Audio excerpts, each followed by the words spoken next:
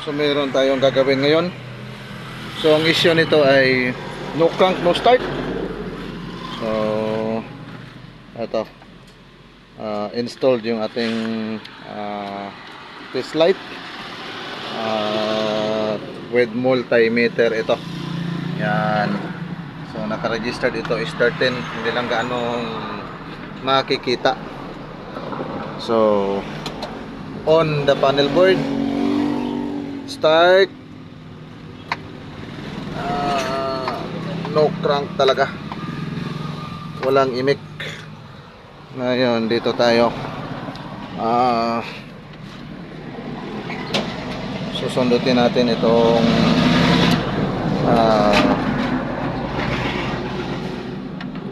starter. Yan. Ayan o.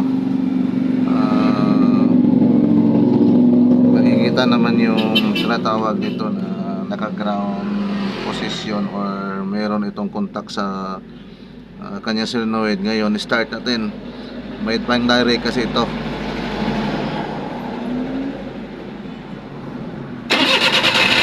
Yun.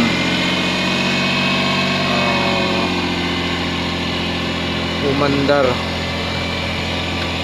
So tingnan natin. Sa panel board is okay naman, walang check engine. Sisilipin natin yung relay at mga fuse nito. Titingnan natin yung ano niya, yung multimeter. So against the light hindi makikita, pero 14.5 14 volts mahigit. Okay, walang problema yung charge. Papatayin muna natin or i-off muna natin yung key. Dahil yung confirm natin dito is wiring relay. Yun lang ang concern natin on the panel board. So check natin ito dahil andito yung kanyang fuse box. Yun. Isa-isahin natin ito. Tingnan natin kung okay na ang fuse. Okay. Kabila. Okay. Okay naman. Okay yung mga fuse. Fuse link naman tayo.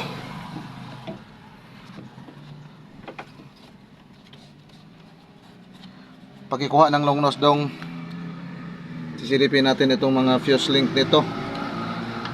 Ito, nakita natin ang problema. Papasilip natin. Yan. So tinest ko ito. May switch dito sa may clutch.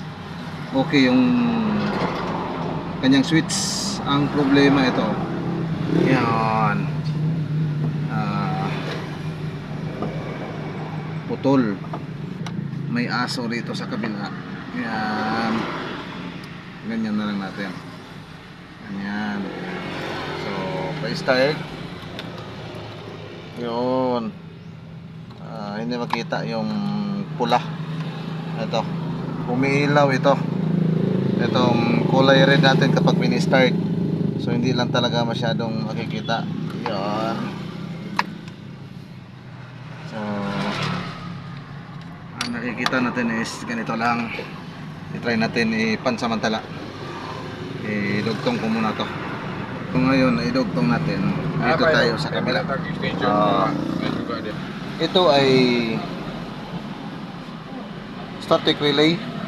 Yan. Ito ay ground or negative. Ito ay papunta ng switch clutch. Yan. Susundutin natin ito.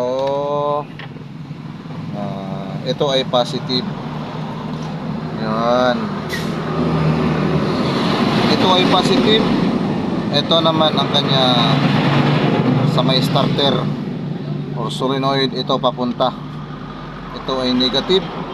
Ito ay going to switch clutch for safety kasi ito. Kapag hindi mo apakan ang clutch, hindi i-start. So ito, i-direct ko muna. Pipindutin natin ito. magiging positive kasi papunta ng starter sunod. Yan, under kaagad yung engine, so walang problema yung starter at saka ignition coil, gasolina or spark plug. Ngayon na ito, install natin yung kanyang relay. Yun, i-start. Pansamantala lang muna yung wire na yun. Apak clutch. Okay, bingo.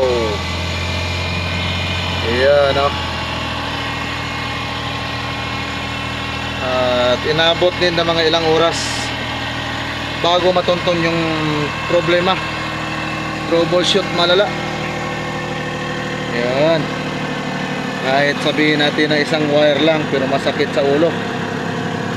Ayun, nabingo pa rin natin kahit na halos isa-isa natin na tinest yan.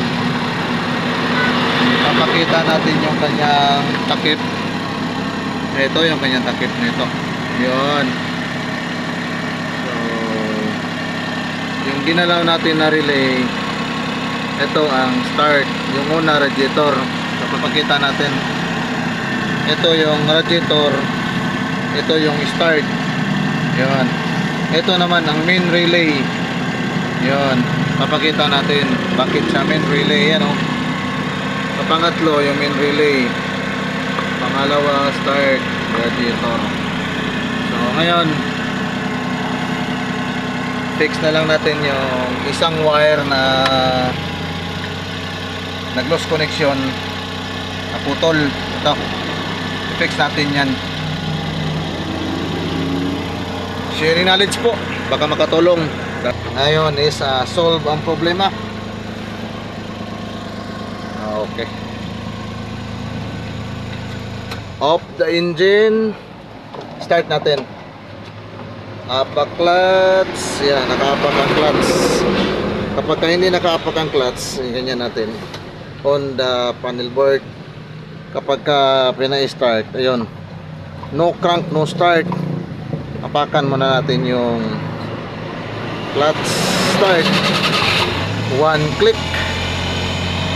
Ayan, so solve the problem.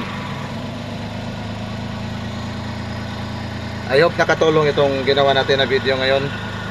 So God bless us all.